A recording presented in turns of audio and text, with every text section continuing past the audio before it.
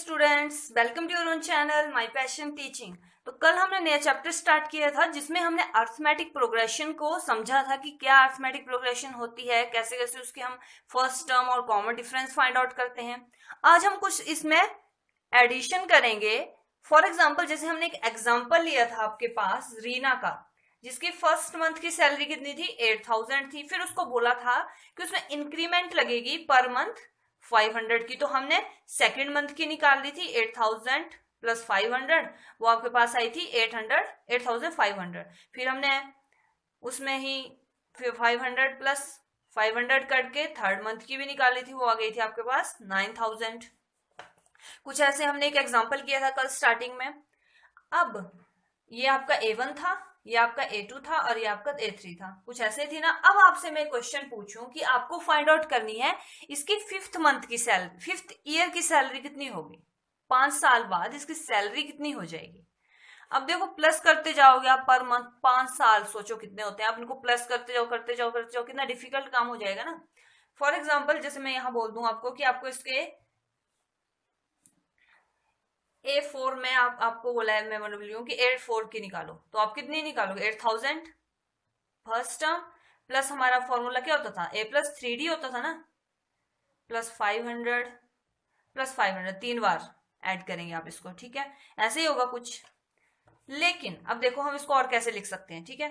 8000 plus ये आप इसको 3 इंटू 500 लिख सकते हो ना।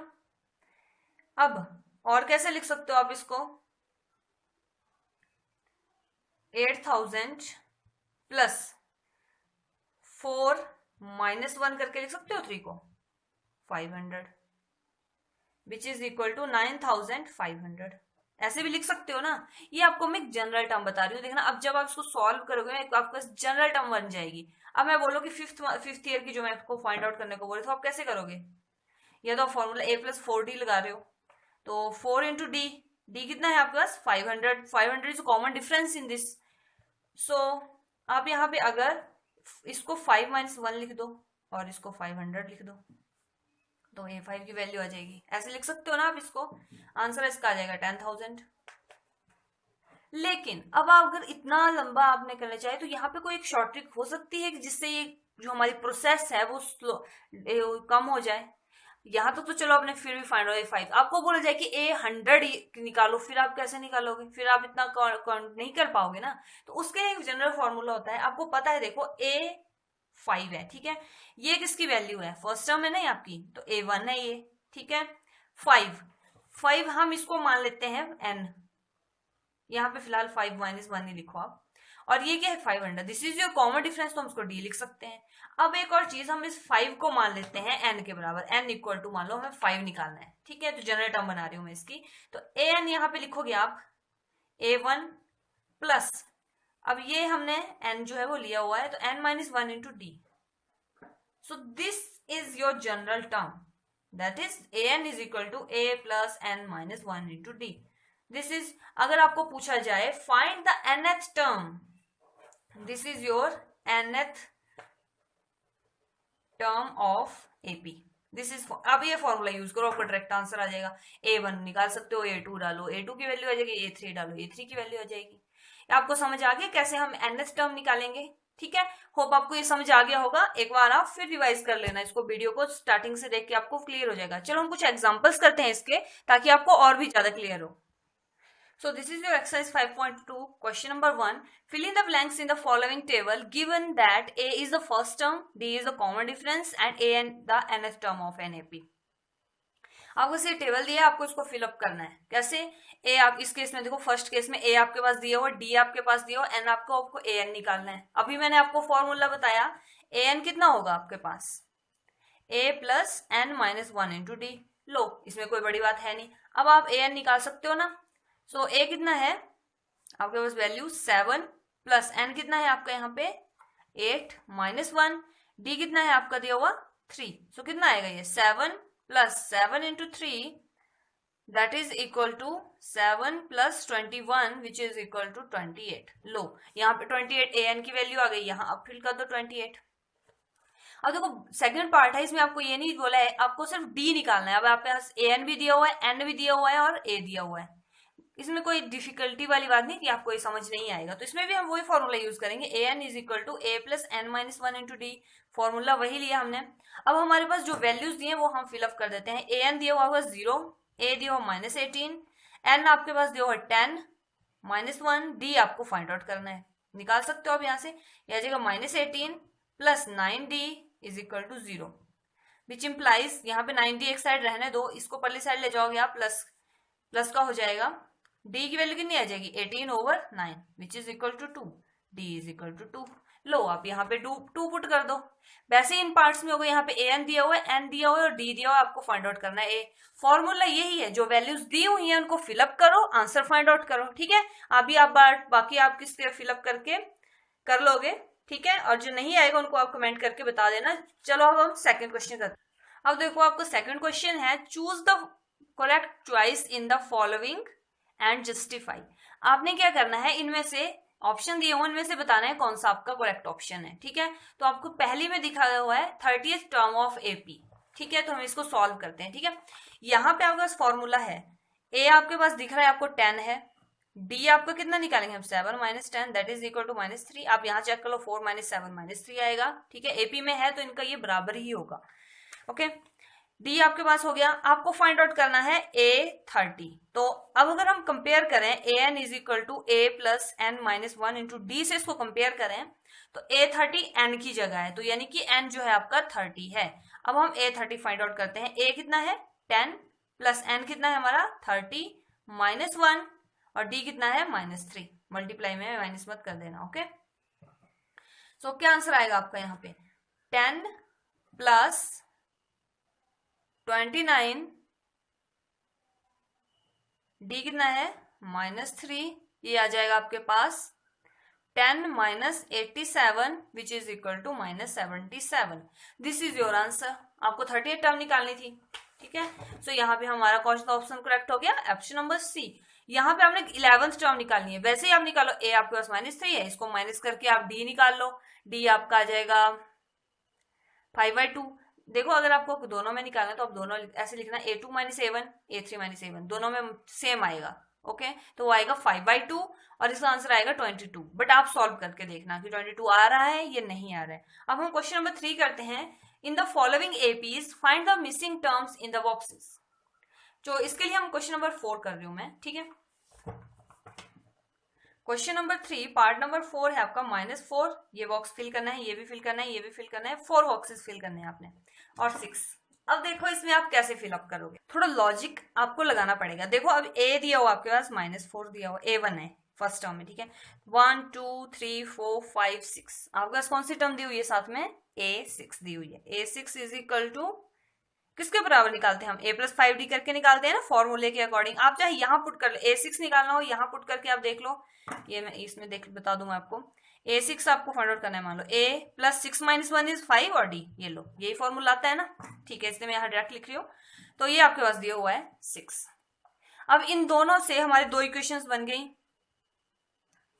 A1 आपके पास 4 है, यानी कि a की वैल्यू जो है वो कितनी है -4 है और 5d आप ये टोटल जो है टर्म 6 है। तो यहां से आप इसमें पुट कर लीजिए A6, यहाँ पे A1 लिख लीजिए, चाहे a लिख लीजिए, फर्स्ट टर्म a काउंट कर लीजिए चाहिए आप, -4 + 5d, ओके।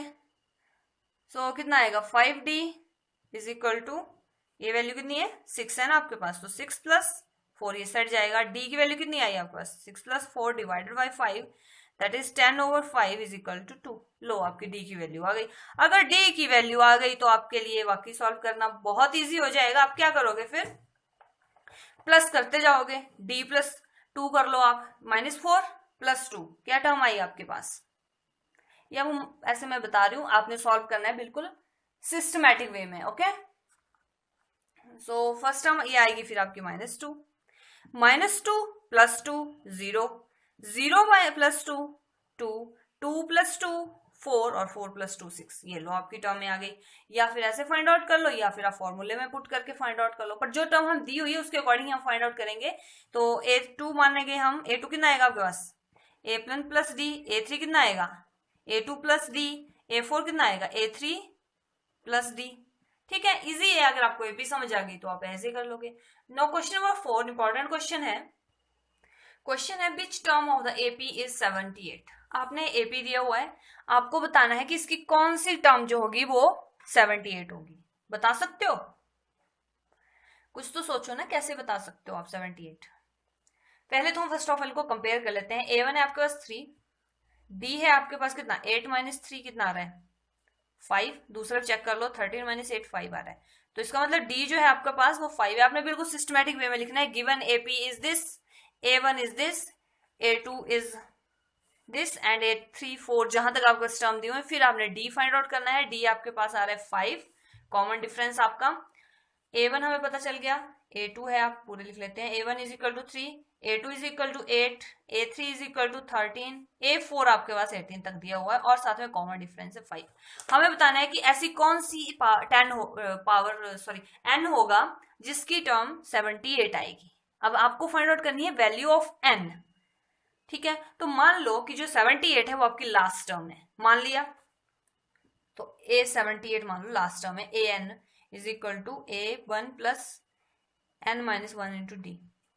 ठीक है, सो अगर हम मान लेते हैं कि 78 इसकी, नहीं सॉरी, हम मान लेते हैं कि लास्ट टर्म जो है आपकी nth टर्म जो है वो 78 है। तो हमें फाइंड आउट करना है n। an is equal to A1 कितना है आपके पास 3 प्लस n हमें फाइंड आउट करना है और d हमारा है 5। तो an हमने मानी कि वो 78 है, वो लास्ट टर्म है, वहां से हमारा n फाइंड आउट हो जाएगा ना। ठीक है, आप चाहे जैसे मैं फॉर एग्जांपल के लिए समझा दूं, ये आपका टर्म दी हुई है A2, लेकिन मैं मान लेती हूँ कि वो nth टर्म है इस AP की। तो आपके पास A दिया हुआ है, मान लो A कितना है 3 plus n minus 1 into D कितना है आपके पास 5।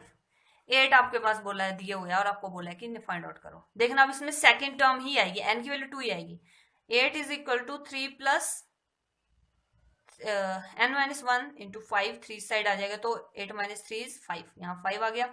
ठीक है, n minus 1 is equal to 5 आया है ना, डिवाइडेड 5 से डिवाइड हो जाएगा, n minus 1 is equal to 1 और n की वैल्यू हो गई 2 है ना, सेकंड वैल्यू ही है 2 सॉरी 8, सेकंड टर्म इसकी आ रही है। तो वैसे ही हम इसको 78 मान लेते हैं कि वो nth टर्म है, तो वहां से हमारी n की वैल्यू हो जाएगी 3 प्लस n माइनस 1 इंटू 5। अब यहां जाके माइनस हो जाएगा, 78 minus 3 75 is equal to n minus 1 into 5। अब यहाँ मल्टीप्लाई, यहाँ divide, 75 over 5 is equal to n minus 1, और ये कितना आ जाएगा आपके पास 1 इंटू 15 n माइनस 1, और n की वैल्यू कितनी आ गई -1 है, यहाँ आ जाएगा 16। सो दिस इज योर आंसर। तो 60th टर्म जो होगी वो होगी देयरफॉर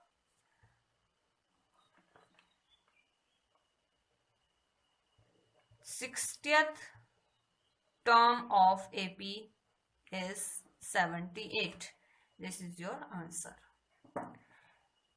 इतना टफ एपी नहीं है, आता है आपको, और जो भी आते हैं वो इजी क्वेश्चंस आते हैं। क्वेश्चन नंबर 4 तक हमने कंप्लीट कर लिया। अब आपका क्वेश्चन नंबर 5 है, find the number of terms in which the following APs are.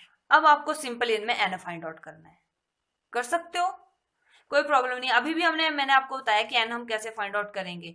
यहाँ पे वो फर्स्ट टर्म भी दी हुई है, डी आप निकालोगे, 13 माइनस 7 कर लीजिए आप, 6 आ जाएगा, 19 माइनस 13 कर 6, डी इसका 6 आ गया।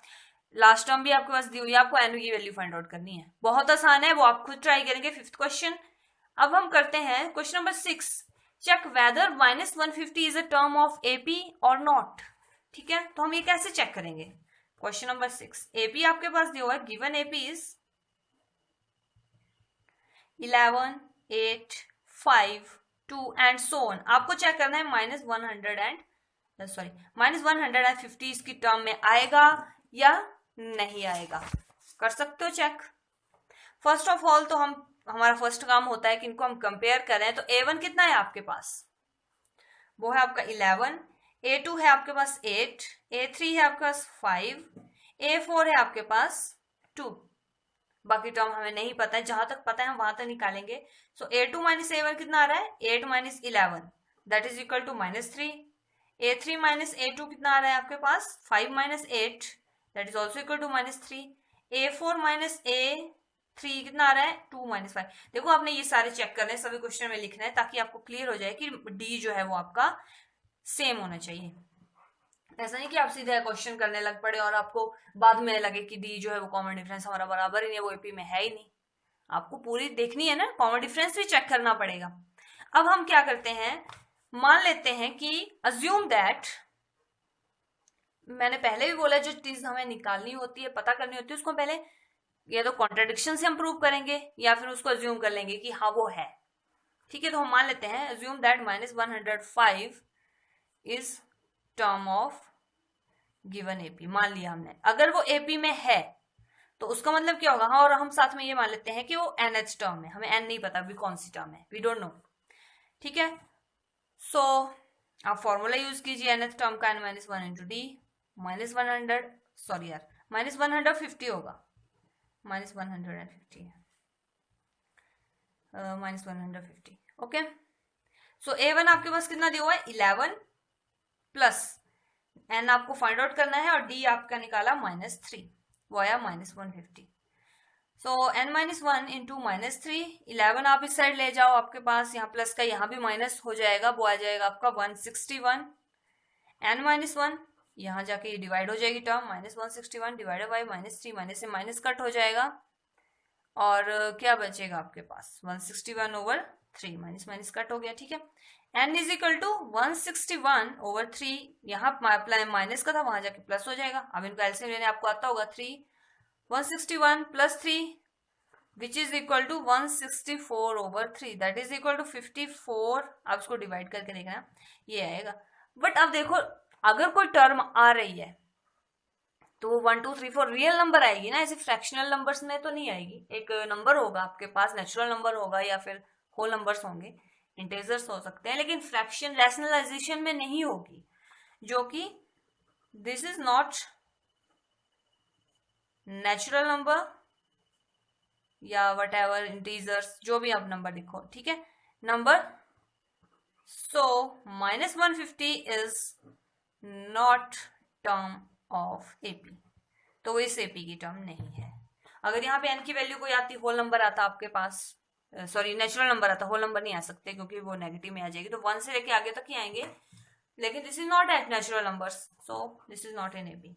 क्वेश्चन समझ आ गया, क्लियर हो गया। Now question number 7 is, question number 7 आपके पास है, check find the 31st term of AP. आपको 31st टर्म निकालनी है एपी की, हुज, अब आपके पास देखो दिया क्या क्या हुआ है, 11th टर्म दी हुई है, दैट इज A11 दिया हुआ है कितना 38 और 60th टर्म दी हुई है 73। आपको निकालनी है कौन सी, A31। आप यहां से निकाल सकते हो, सोचो और बताओ, निकाल सकते हो, यस और नो, यू कैन, आप निकाल सकते हैं। सबसे पहले हम मान लेते हैं कि जो हमारे पास ना फर्स्ट टर्म है ना, आपको कॉमन डिफरेंस पता है, आपको कुछ पता नहीं है। ठीक है, तो हमें जो चाहिए होगा वो तो हमें मानना पड़ेगा। Assume that first term A is equal to first term is A and A1 लिख लो। ठीक है, कॉमन डिफरेंस कितना ले लिया हमने, सॉरी, ठीक है, आपने कॉमन डिफरेंस हमने मान लिया। हमारे पास दिया क्या हुआ है, क्वेश्चन मैंने पहले भी बोला है, अगर अज्यूम करना हो तो फर्स्ट आएगा, फिर गिवन लिखते हैं हम जो दिया होता है। A1 11 दिया हुआ है 38, A16 दिया हुआ है 73, और हमें टू फाइंड क्या करना है, हमें A31st टर्म आपको फाइंड आउट करनी है। So you know that A11 है आपके पास 38, आप इसको कैसे लिख सकते हो, A + 10D, फॉर्मूले में पुट करके देख लो, वो 38 आ गया। ठीक है, ये हम इक्वेशन नंबर 1 मान लेते हैं। ये हमने यहाँ यूज क्या किया, AN is equal to A + n - 1 into D, ये फॉर्मूला लिए यूज किया, सो आप यहाँ पे इनको ब्रैकेट में लिख देना। ठीक है, अब A16 दिया हुआ है, वो आपके पास है 73, तो यहाँ पे भी हम फॉर्मूला यूज कर सकते हैं, वो आएगा यहाँ 15D which is equal to 73, because AN is equal to A + A1 + n - 1 into D. यहाँ भी आपने ये लिख दिया। अब देखो आपकी दो इक्वेशन बन गई। अगर आप यहाँ पे एलिमिनेशन मेथड लगा दो, वो तो आपने सीख लिया, एलिमिनेशन मेथड यूज करना आता है ना आपको। सो फर्स्ट इक्वेशन क्या थी, A + 10D is equal to 38 and a plus 15d is equal to 73। यहाँ पे आप एलिमिनेशन मेथड यूज कर दो। मैंने बोला था ना वो बहुत मतलब काफी जगह वो अगर आप एक चीज सीख लेते हो तो वो आगे कंटिन्यू यूज होती है, कहीं ना कहीं उसका यूज आएगा ही आएगा। एलिमिनेशन मेथड में क्या होता था, हमने किसी भी एक वेरिएबल को एलिमिनेट करना होता था। तो यहाँ पे देखो ए को हम एलिमिनेट कर सकते हैं इजिली, आप इसमें से इसको माइनस कर दो। नाउ फ्रॉम 2 - 1 वी गेट, इसको हमने 2 और 1 माना हुआ है ना, तो वो आएगा a plus 15d which is equal to 73, a plus 10d is equal to 38। Minus जब करते हो तो हमारे साइन चेंज हो जाते हैं, माइनस माइनस, और this is also minus, a और ये कट हो जाएगा। 5d is equal to 35 and d की वैल्यू कितनी आई 35 divided by 5 which is equal to 7। लो अगर d आ जाए तो आपका क्वेश्चन समझो सॉल्व ही है। अब देखो 7 आ गया, अब हमारा नेक्स्ट स्टेप क्या होता था, हम उस वैल्यू को उसी टर्म में एक में कर लो या चाहे 2 में कर लो, आपकी मर्जी है, पुट करके दूसरे वाले वेरिएबल की भी वैल्यू निकाल लेते थे। Now put d is equal to 7 in 1, what you will get a plus 10 into 7 which is equal to 38, a plus 70 is equal to 38 which implies a is equal to -32। यहाँ जाकर minus हो जाएगा और ये a की value आ गई। a और d completely आपने निकाल लिया। हमें क्या फाइंड आउट करना था, A31। नाउ A31 निकालने का कितना आसान तरीका हो गया आपके पास। अब A1 plus n-1 into D होगा ना, an की वैल्यू फिर पुट करते हो मैं, A31 is equal to A1, A1 कितना है -32 प्लस n कितना है आपका 31 -1 और d कितना है 7। So -32 plus 30 into 7 which is equal to -32 into 210 which is equal to 178। कोई डिफिकल्टी वाली बात तो थी नहीं। हमने सिर्फ क्या किया, जो हमारे पास दिया हुआ था उनका यूज करके हमने उनको एलिमिनेशन मेथड से d की वैल्यू, कॉमन डिफरेंस आपका फाइंड आउट कर लिया, फिर उसको पुट करके a की वैल्यू फाइंड आउट कर ली, और फिर 31 तो इजी था निकालना क्योंकि you know what is the nth term. तो यहाँ पे हमें 31 निकाल, तो n की वैल्यू 31 हो गई। कोई प्रॉब्लम नहीं होनी चाहिए आपको। Now let's try question number 8. Question is an AP consists of 50 terms of which third term is 12. आपके पास AP दी हुई है, उसकी जो है टोटल 30 टर्म्स हैं। जो जो दिया हुआ है वो मैं आपको लिख रही हूँ, सॉल्व आप खुद करेंगे इसको क्योंकि उसमें भी एलिमिनेशन होगा। आपके पास n30 दिया 50 दिया हुआ है। अब और क्या दिया हुआ है, विच थर्ड टर्म, यानी कि A3 जो है वो आपका 12 दिया हुआ है, और लास्ट टर्म जो है, अब लास्ट टर्म आपको पता है, लास्ट टर्म मतलब टोटल टर्म 50 है तो ऑब्वियसली A50 होगा। सो मतलब n जो होगा आपके पास 50 आएगा, और an जो आपकी टर्म है वो दी हुई है आपके पास कितनी 106, और an 106 दिया हुआ है। Find the 29th term,